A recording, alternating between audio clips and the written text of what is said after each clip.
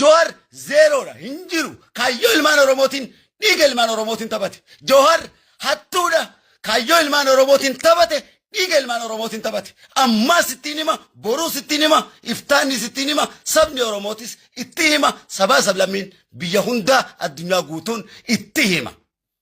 إفا كايو أمة رومو إساتو تنتبتي إيجا كبساوتا ميكا تنتبتي كبين يلمان رومو هند تنتبتي نو في نمتلشكون أمان رومو هندي سقافة چاجرا جوهر كوفي جرا جوهر جوهر دابتا كابو جار ما ينكابو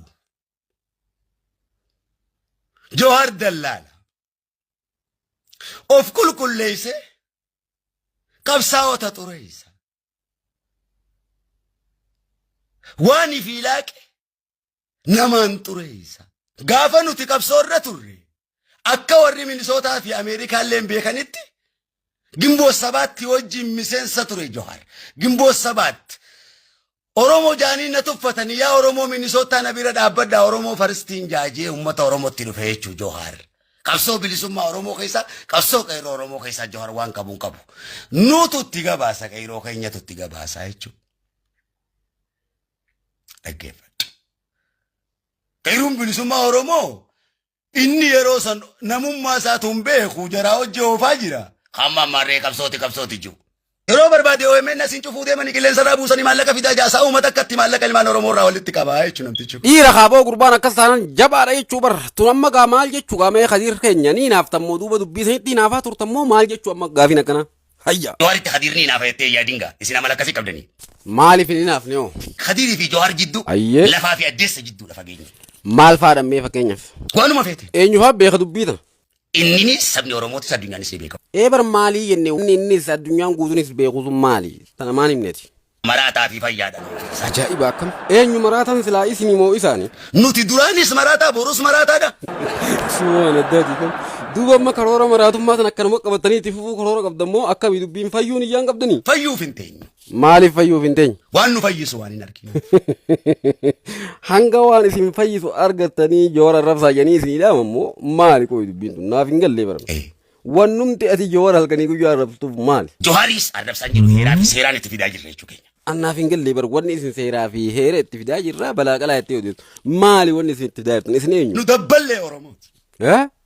nu dabballee maal jechuu boo namni qayroo bilisummaa oromoo beekuu fi akeeka kaayyoo qabsoo oromoo beekuu nama akka joora kana miti no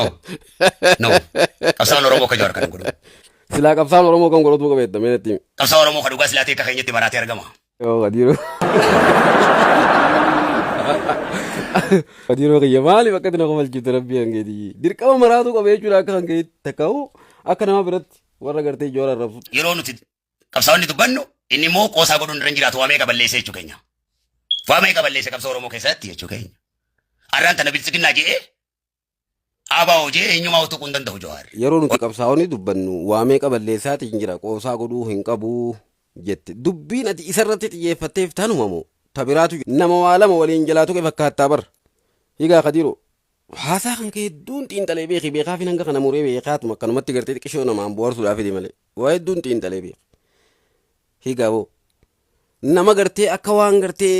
girmaa xurunaadhaa jalaa hidhamuudhaaf sababaa gartee waa'ee abaa'oo irratti dubbateef sababaa bilisiginnaan akkatti nama fixaa jirti abaa'oon gartee gullaletti galtee kana kanatti gartee jara kana wajjin hojjettee uummata fixaatiin jirti jee joor Muhammad dubbatuuf tanaas aarsaa jiraa jechuun naa galee gabaabdumatti abaa'oo maatu hidhaa qeerroo kaleessaa maatu hidhaa qeerroon takkittiin tatu qabten jirtu hattuu fi shirtuu bozonee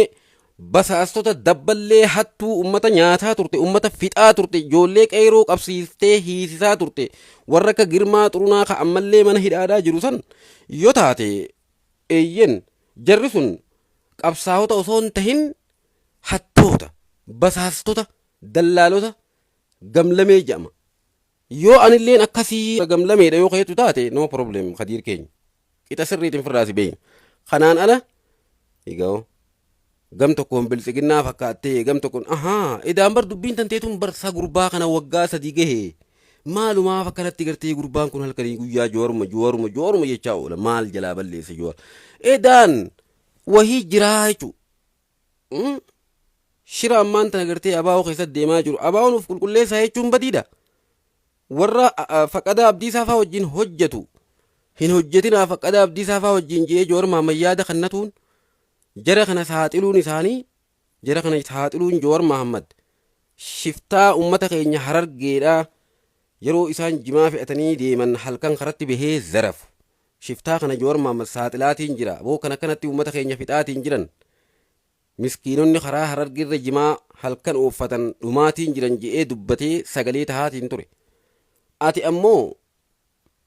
jecha tokkoon gabbaatee ummata Harargee dhumaa jiru ka gibiraan rakkisaa jiran ka milishaan fixaatiin jiru kanaaf deebii nama tokkoof guyyaa tokko mootummaa Abiyyi Ahmed kafaarsaa jirtu kanaaf guyyaa tokko gabbaatee gaafii gaafatteen beektu. Dalagaan tantee halkanii guyyaa nama gartee ummata Oromootiif sagalee tahaatiin jiru gabbaatee arrabsuudha. Kun immoo sirriidhaa miti obboleessa keenya dhaabbadhu siin jenna.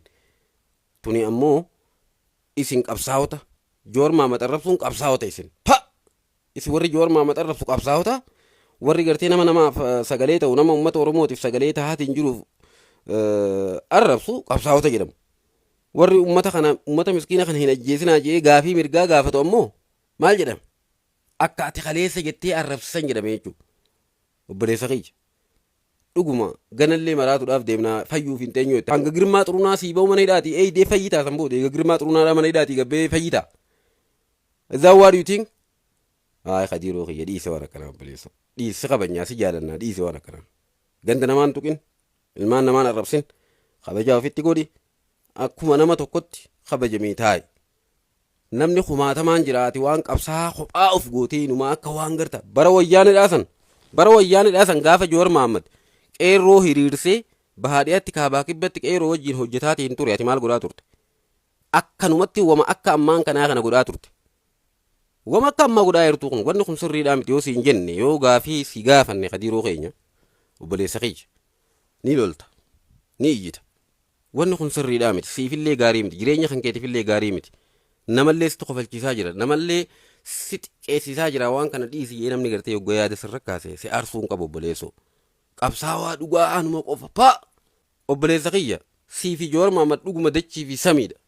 Ati artistii tokko ha sirba sirbu jechuu lubbuu lubaaluu maal jechuu sirba sirbaa turteeti dhagee sirba akka jaarraa abbaa gadaa faadhaaf sirbite sanfaa sirba bareedaa sirbite.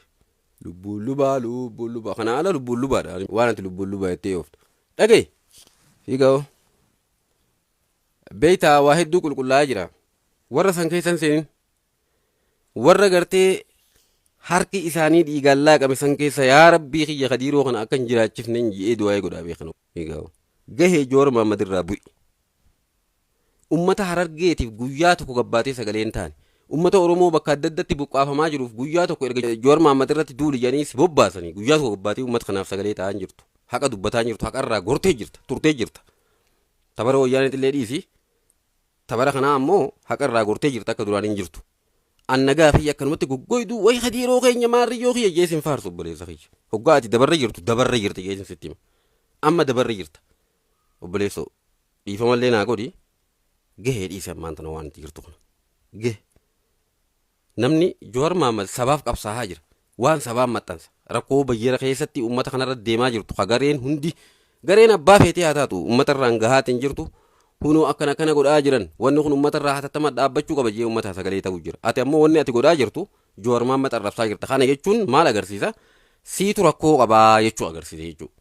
takka ati faarsee bulaadhaa takka namaas ergee namaas mindeessee akka Jowaar Mahammad arrabsuuf si bobbaasee siin jenna dhugaan lafa jirtullee tana yoona jibbite I don't care. Dhugaa jirtu garuu walitti himuun gaariidha. Fiigalee kadiiroo kiyya tanuma nagaan ture.